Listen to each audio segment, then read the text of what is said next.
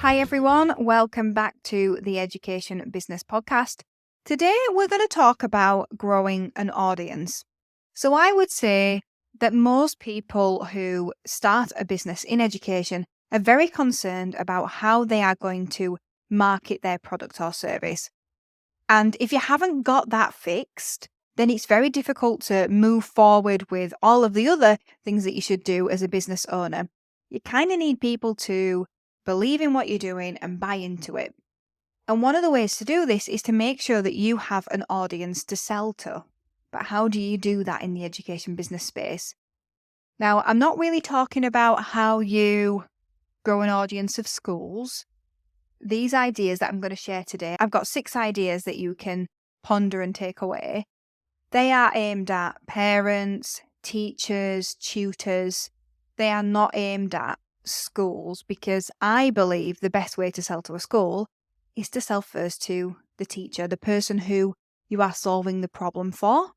And so I don't teach a cold calling way to get into schools. I teach creating something that teachers really love that they will sell to the school for you for free, which is amazing. So let's dive in. Before I go through each of these 6 ways to grow your audience in your education business, I think a few things just need to be ironed out. We need to have this basic understanding. And I just want to make sure that everybody gets this. When we say audience, we're not just talking about a social media following.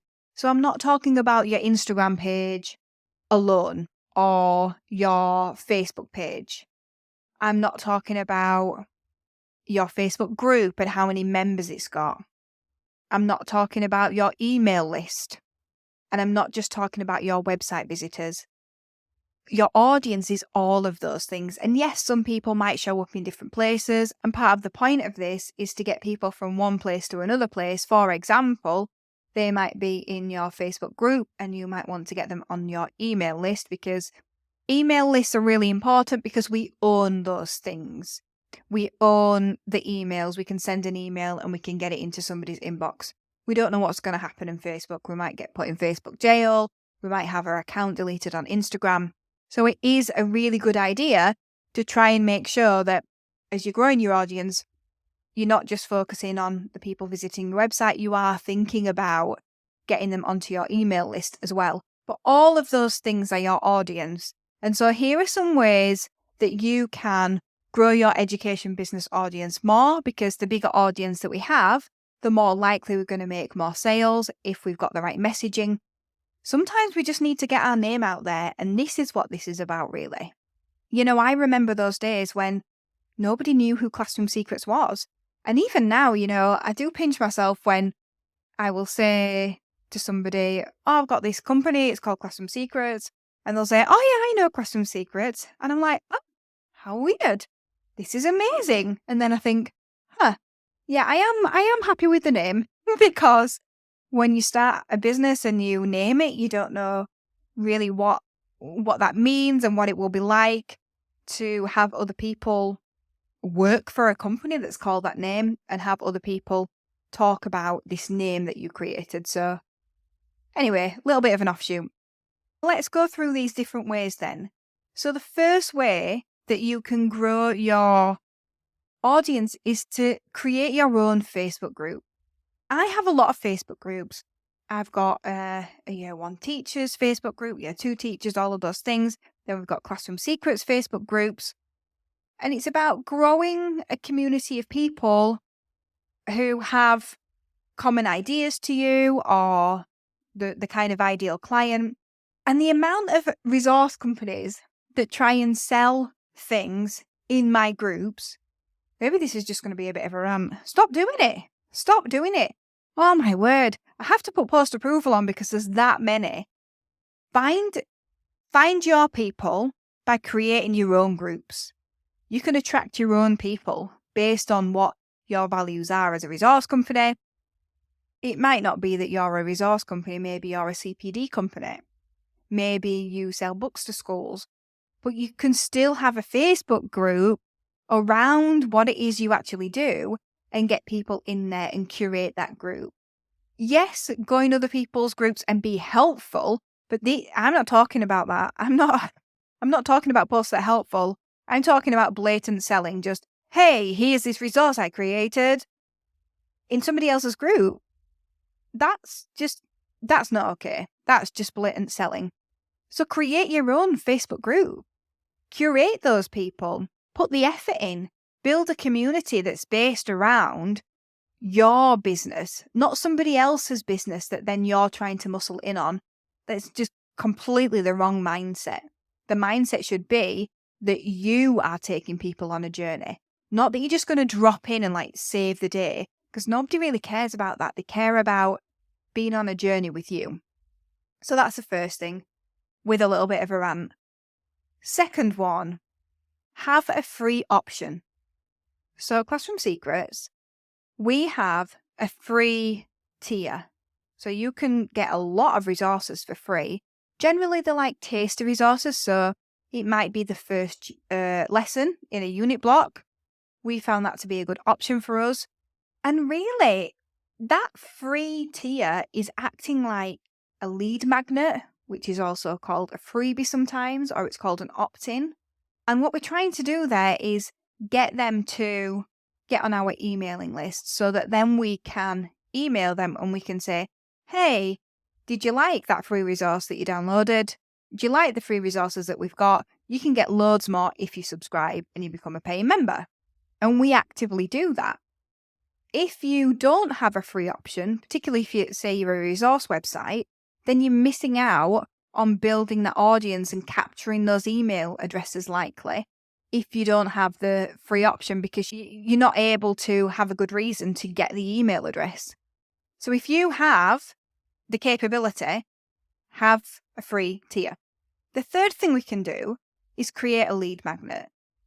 So maybe you don't have the option to have a free tier, because technically you could just say our free tier has lots of different lead magnets in it. But you could create a lead magnet so that you can bring those people into your email. So for example, if you were a consultant, then you might have a lead magnet that would appeal to that person in school who you would normally do the selling to. Sometimes it would be the head teacher. It might be somebody who's responsible for that subject area, something that would help them to get their email address so that you can then frequently email them and then they're in your audience and could potentially buy from you in the future.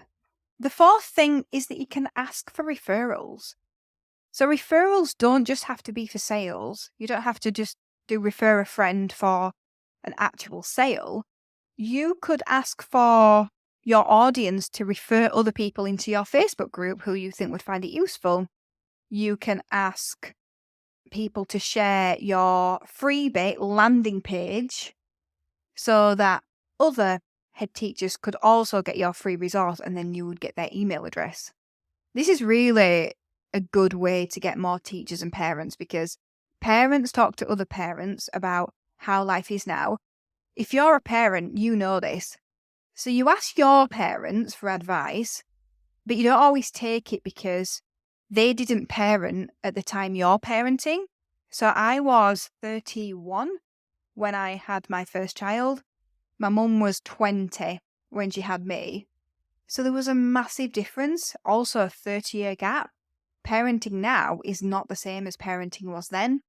So we kind of always want to find out what our friends are doing. As much as we can ask our parents, we want to find out what our friends are doing. We'll ask them for advice.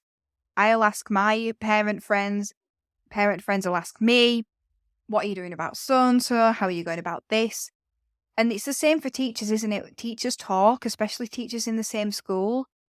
They will recommend things. So if you have a really good freebie, you can ask for referrals on that. Or if you've got a really engaged Facebook group, ask for referrals on that. And that will help you grow your audience of the right people who could potentially buy from you, if not tomorrow, the day after, or the week after, or even next year. Doesn't really matter, does it? You just want to get them into your world. You want to grow your brand and grow how much you're known in the education space, to be honest. The fifth idea that I've got for you is to try a social media channel that you haven't tried before. Try a new one. So, for example, that could be TikTok. You might have LinkedIn, you might have Facebook, you might have Instagram, but you don't have TikTok. Or maybe you've never had a LinkedIn account, or maybe you think that there's definitely room in Pinterest. Maybe you do lots of visual things and that could be a thing. But try a new social media platform, but only when you've got capacity. And it might be that you do something different on that social media platform, or it might be that you repurpose what you've already got and see if that lands. You can try it out. The only thing I would definitely just caution on is only take this on if you have the time. So I was talking to someone the other day and they were saying, well, I've got my Instagram and I've got my Facebook, but I know that I should be on Pinterest and I know that I should be on TikTok and I know I should be on Twitter. And I was like, I am not on all of those. I am not on all of those because I only have bandwidth for so much. And there will be a time where Education Business Club is in a place where I have people come into my world from an employee perspective, and perhaps then I'm going to branch out into those channels, but we can only take on so much. So only do that if you feel really confident and really locked down with your other channels and you don't feel like this is going to be a resentment for taking on more. And the final thing you can do to grow your audience, and this may not be something that you realize, but improve your SEO on your website. So if you're doing it properly and you're tracking your website visits, then they can become part of your audience. So when somebody visits your website, if you're tracking them with a pixel, you can then remarket to them when they go to Facebook or maybe a different platform. But if you don't have it set up properly, then they're not going to become part of your audience. But if you were to do a Facebook ad, for example, then all the leads that were on your tracking pixel, it would be called your audience. You would make your audience from that. And one of the best things I did at Classroom Secrets when we started getting traction was to do an SEO course and really look at the resources that we felt were hitting the mark in terms of what teachers really needed at that time, and make sure that I could SEO them in the best possible way for an education business, because it is a bit different, especially when you're a resource site and you've got thousands and thousands of resources. One of the rules is don't be the same as another page, but you kind of have to ignore that rule when you've got thousands and thousands of pages, obviously one for each resource. But I really invested time into that, and I went through all the resources and I came up with a system so that people could help me rename those resources and change the SEO and make it really SEO friendly. And then what would happen is people would go onto Google just as you do and they would type in what they needed, and then we would come up on that first page. So you absolutely have the capacity to do that. You don't have to have a resource website. Just find a way on your website to make sure that you can optimize for the kind of questions that a teacher or a parent or a tutor would have that you can answer, that your business can help with. So for example, to go back to the idea of having a consultancy, maybe you're an outdoors specialist. Well, maybe one of the questions is, how can I set up an outdoor provision in my school? If you can rank based on that question on your SEO, it might be adding blogs or something like that, then you're going to bring those people into your world. You might not know their name at this point, but they are going to be in your audience, and that's when they might find your newsletter on the website, or they might find your Facebook group because they see the company name. And then maybe you've got a link to your Facebook group on your website. There are different ways. So even doing things on your website can help you grow your audience. And why do we want to grow our audience? Because we want more possible people to sell our product and service to. So just a quick recap then, the things that you're going to try out, and you're not necessarily going to try out all of them. Maybe you're going to pick one thing that you're going to try in March. And then maybe you'll come back and listen to this episode and you'll pick another thing that you're going to try in April. Number 1, create your own Facebook group. 2, have a free option, if possible, as part of your service. 3, alternatively, create a lead magnet or have a lead magnet as well. 4, ask your current audience to refer other people to you. 5, try a new social media channel. And 6, improve the SEO on your website. If this resonated with you and you're going to try something, let me know. I'm on Instagram at Education Business Club. I would love to know what you try. I want to know if you've got results from it as well. I'm going to be doing some of these things for Education Business Club this week because I'm really focused on building Education Business Club. In fact, it's just come to me this. I didn't actually plan this in when I wrote my notes, but if you know somebody who would benefit from this podcast, then please refer it to them. Please refer it to them because I want to reach as many teacher business owners or education business owners as possible because I just believe we can do better together. I want to help people build a bigger, better business that they get to a point where they think, gosh, I'm really proud of this thing that I've built. It's making an impact in education. And it's also an asset that is going to change things for my family in the long term. So yeah, I'm using my own advice here.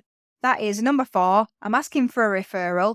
Please share my podcast with somebody else who is going to find it useful because I want to grow my audience too. And I want to wish you lots of luck in growing your audience this week.